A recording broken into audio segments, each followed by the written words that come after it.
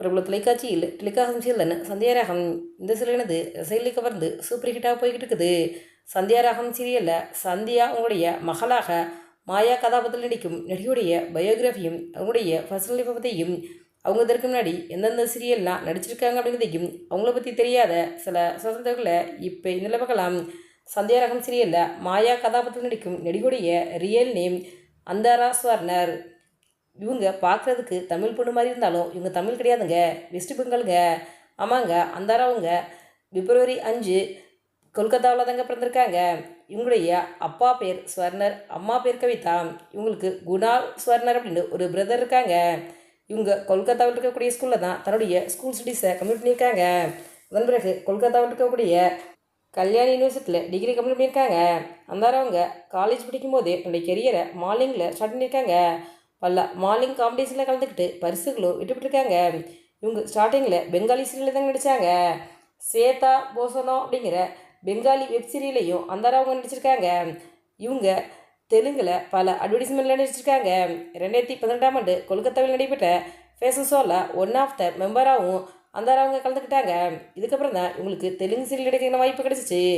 ஆமாங்க, 2018ஆம் ஆண்டு ஸ்டார் மாலர் டெலிகாஸ்டான மௌனராகம் அப்படிங்கிற சீரியல் மூலமாக தெலுங்கு சின்னத்திற்கு நடிகையாக அறிமுகமாக தான் அந்தாரா.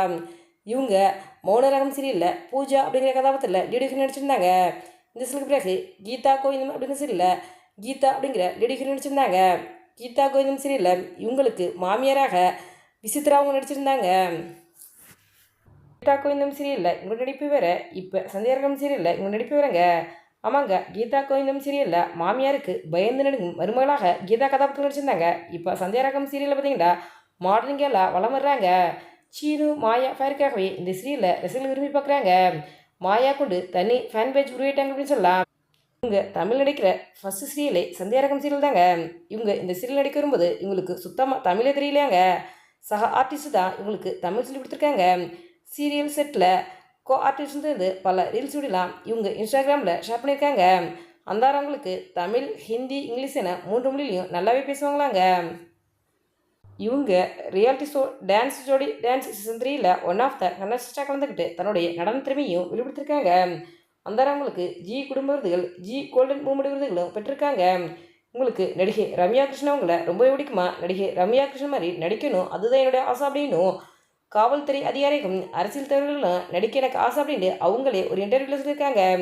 நீங்கள் சந்தியாராகம் சீரியலில் பார்த்துக்கிட்டு இருக்கீங்களா? மாயா கதாபாத்திரத்தில் அந்தாராவங்க எப்படி நடிக்கிறாங்க அப்படிங்கிற உங்களுடைய கருத்துக்களை எங்களுக்கு பண்ணுங்க. அந்தாராவங்களுக்கு அடுத்தடுத்து சினிமா சீரியல் நடித்து மிகப்பெரிய நடிகை வரணும்னு சொல்லிட்டு எங்களுக்கு சிறப்பாக வாழ்த்துக்களை தெரிவித்துக் கொள்கிறோம். இந்த வீடியோ பிடிச்சிருந்தா லைக் பண்ணுங்கள், ஷேர் பண்ணுங்கள், கமெண்ட் பண்ணுங்கள். மறக்காமல் ரெட் டபுள் 2 சப்ஸ்கிரைப் பண்ணுங்கள்.